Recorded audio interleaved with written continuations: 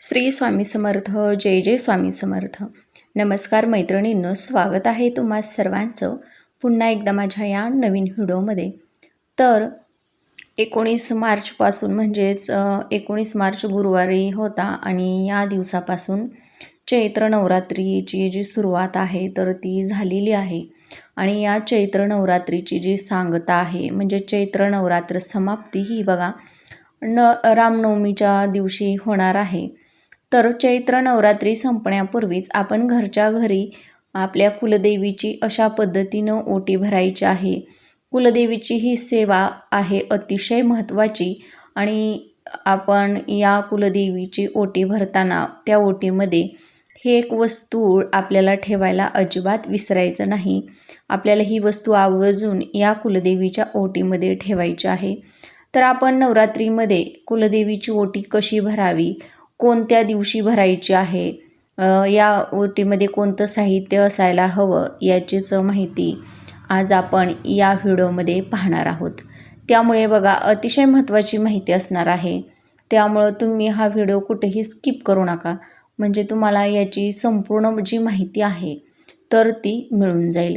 चला तर मग अशा सुंदर व्हिडिओला सुरुवात करूया. तर 19 मार्चपासून नवरात्री जी आहे तर ती सुरू झालेली आहे. तर आता नवरात्रीमध्ये आपण आपल्या कुलदेवीची सेवा करत असतो. आपल्या घरामध्ये 9 दिवसांसाठी घट बसवत असतो आणि या 9 दिवसांमध्ये दुर्गादेवीच्या बघा 9 रूपांची पूजा केली जाते. वेगवेगळ्या दिवशी देवीचं वेगवेगळं रूप आहे आणि त्या देवीच्या रूपाची आपण पूजा करत असतो. आता बघा आपल्याला संपूर्ण वर्षभरामध्ये बघा आपल्याला कुलदेवीची जी सेवा आहे तर ती विशेष अशी करणं आपल्याला जमत नाही किंवा शक्य होत नाही. आपण फक्त कुलदेवीची पूजा करत असतो. पण अशा पद्धतीनं ओटी जी आहे तर ती आपण फक्त नवरात्रामध्येच भरत असतो. तर चैत्र नवरात्र, शारदीय नवरात्र आणि गुप्त नवरात्र अशा 3 नवरात्री संपूर्ण वर्षामध्ये साजऱ्या केल्या जात असतात. आणि याच नवरात्रीमध्ये आपण बघा घरच्या घरीसुद्धा कुलदेवीच्या ठिकाणी किंवा आपलं कुलदेवीचं जे ठाण आहे तर त्या ठिकाणी जाऊन आपल्याला ओटी भरणं शक्य होत नाही किंवा जाणं शक्य होत नाही. अशा वेळेस आपण आपल्या घरामध्ये सुद्धा कुलदेवीचा कुळाचार करू शकतो किंवा कुलदेवीची ओटी भरू शकतो.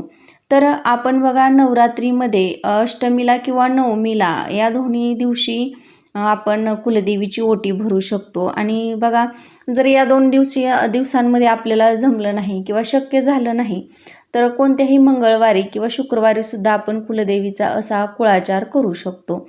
जर आपल्यावरती आपली कुलदेवी प्रसन्न असेल तरच आपली प्रत्येक इच्छा मनोकामना पूर्ण होत असते. बघा आपल्या घरामध्ये सुख समृद्धी ही नांदत असते आणि म्हणूनच आपल्याला आपल्या कुलदेवीची अशी ओटी जी आहे तर ती नवरात्रीमध्ये आवर्जून भरायची आहे.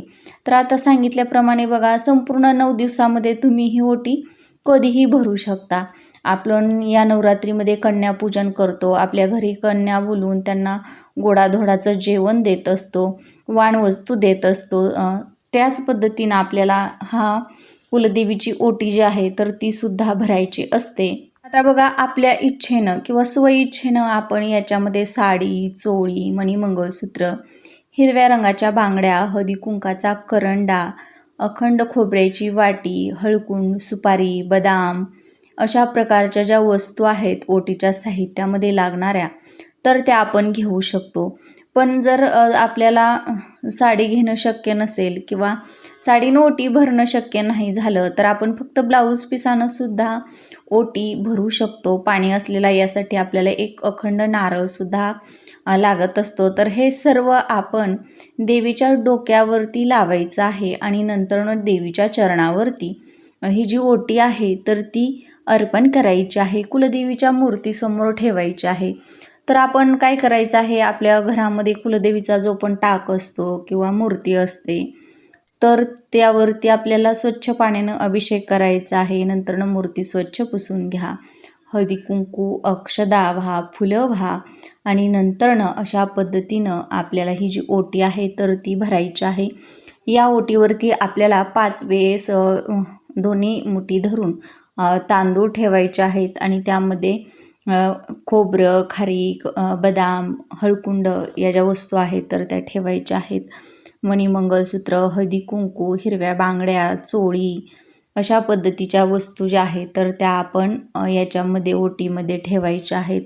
त्यानंतरनं बघा आपण ही जी ओटी आहे तर ती संपूर्ण दिवसभर तिथेच देवीच्या मूर्तीसमोर ठेवू शकतो आणि दुसऱ्या दिवशी उचलून याचा वापर स्वतः आपण करू शकतो किंवा आपल्या घरी एखादी सुवासिनी स्त्री बोलवावी, तिला गोडाधोडाचं जेवण द्यावं आणि ही ओटी त्या सुवासिनी स्त्रीला जरी दिली तरीही चालते किंवा आपण स्वतः जरी वापरली तरीही चालत असते याच्यामधील वस्तू ज्या आहेत तर त्या. तर अशा पद्धतीनं आपण जर आपल्या कुलदेवीचा कुळाचार केला म्हणजेच कुलदेवीची ओटी जर भरली तर आपण जी संपूर्ण वर्षभरामध्ये तिची सेवा करत नाही तर ती सेवा केल्याचं पुण्यफळ आपल्याला प्राप्त होत असतं. आणि म्हणूनच अशी आपण नवरात्र संपण्यापूर्वीच बघा घरच्या घरी आपल्या कुलदेवीची ओटी भरायची आहे.